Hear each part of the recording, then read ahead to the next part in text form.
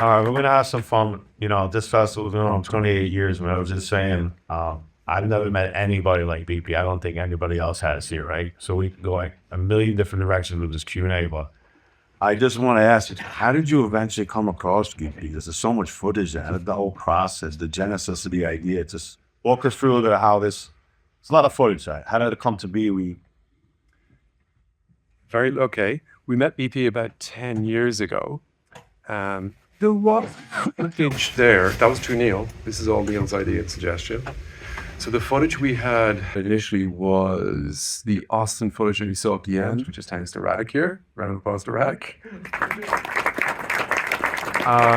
Photography, a lot of the photographs he also had through Paul Grew.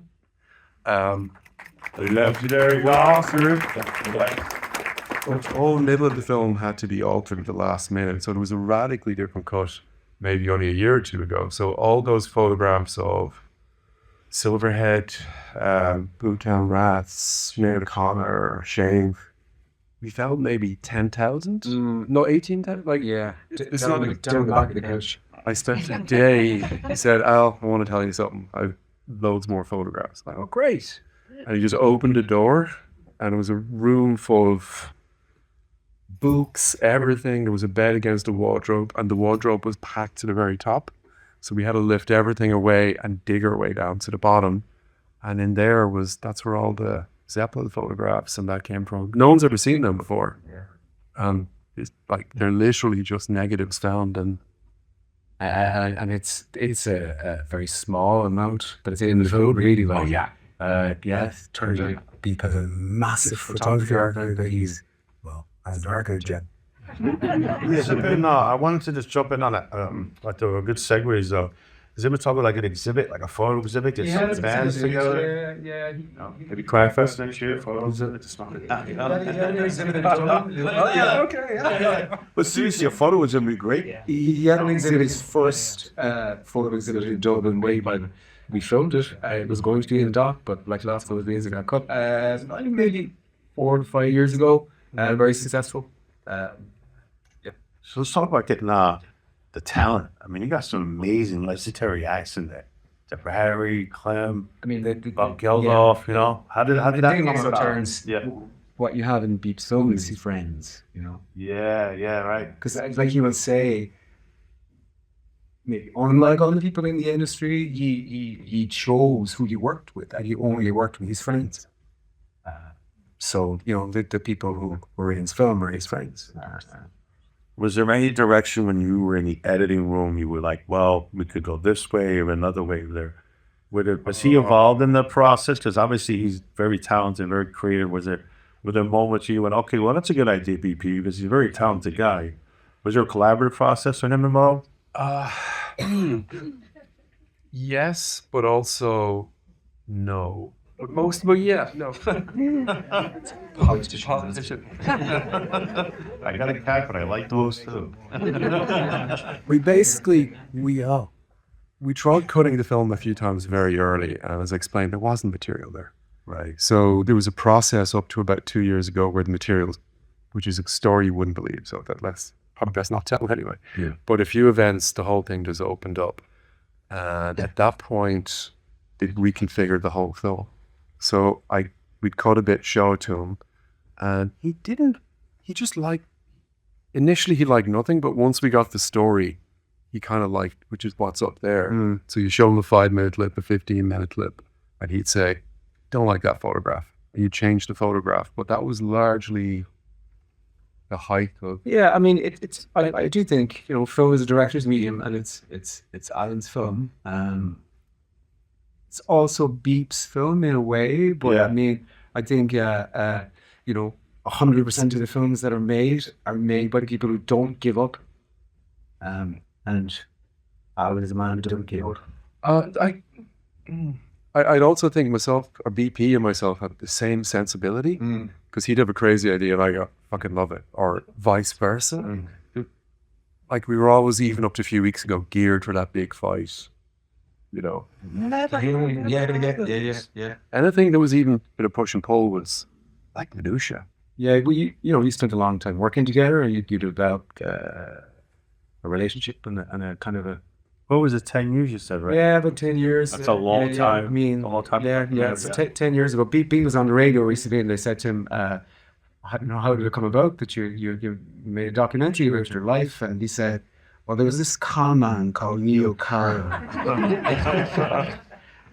who had a conversation with me in a hotel one night about 10 years ago. So yeah, I told him two things. I said, it'll take about 2 years to make, and I'll get you a really fucking great director. And one of those things is true. So you're the comment. So you're a comment, basically. But no, it's good. The footage is great. It's amazing what you've done. As I have to say, I had your other film, Heyday. Some people saw that film here, so it's great to have you here. I really enjoyed it. I know the work that goes into it, and let's talk a little bit about this talk of a series. Let's tell people about that, right? So, because you have a lot of footage, right? It's talk about a TV series. Yeah, it's Like a 6-part series, or I mean, it's not really something to talk about because it's not a thing really yet, Okay. Well, but it has potential to be. yeah, I mean, there's so much. Anyone who's worked in documentary will know that you kill your babies, meaning you go, there's not enough time. There's it's got to be 90 minutes. You got to cut. There's so much that's not in this film. So much archive that's not in it. So much photography that's not in it. I said I didn't fight with BP, but myself and wonderful editor Fiona Graham, there'd be battles there, what to keep and what not to. It's a 10-hour movie, but some of the bits that were removed fully. It's like BP's his role in punk and the literal, like he PR'd the first punk band. He's involved with New York Dolls and Men of Shy Thunders. Like there's a whole hour segment there. You could just.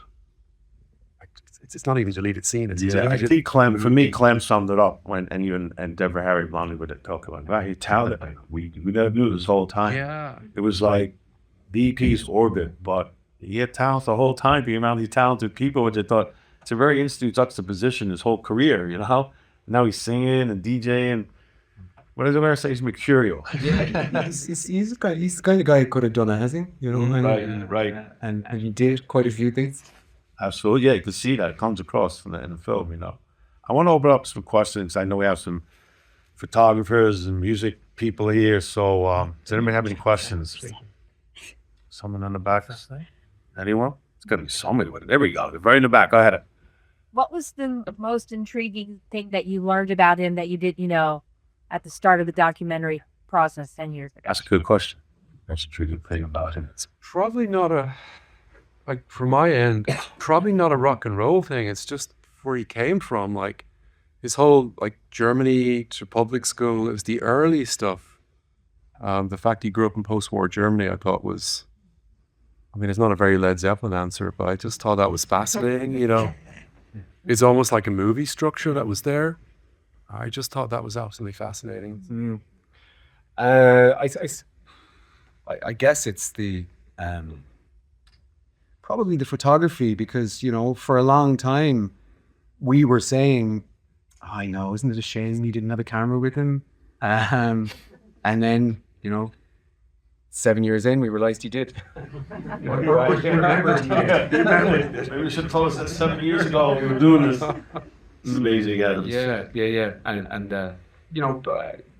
he's got like you said, an incredible archive. He's working on it on his photography archive. So fill out file. Thanks very much. Great job. Thank you. Yeah. People will be more anyway. Everybody else got to leave. Take a seat. So back to what we were talking about, VP. Anything else you'd like to add? It's a collaborative effort. It's said without Neil the conman, couldn't be put together. A very Grace Collar, the producer, she pulled technically all these elements together at the last second.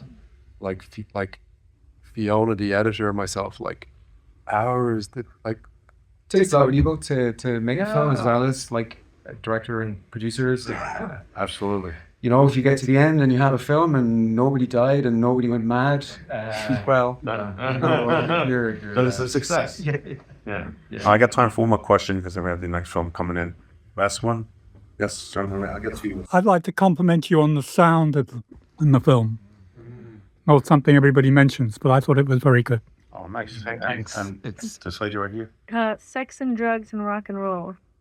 I guess I would have thought that would be in that somehow. Is that left out on purpose, or is that just a rumor that he came up with that? Yeah. oh, we he don't. did- Sorry, he did, yeah. No, that's in one of the. So, to explain that, BP also did PR for Ian Jury, and the story is, which was in the movie. It's one of the things we have to lose. So BP was in the Stiff Records. office.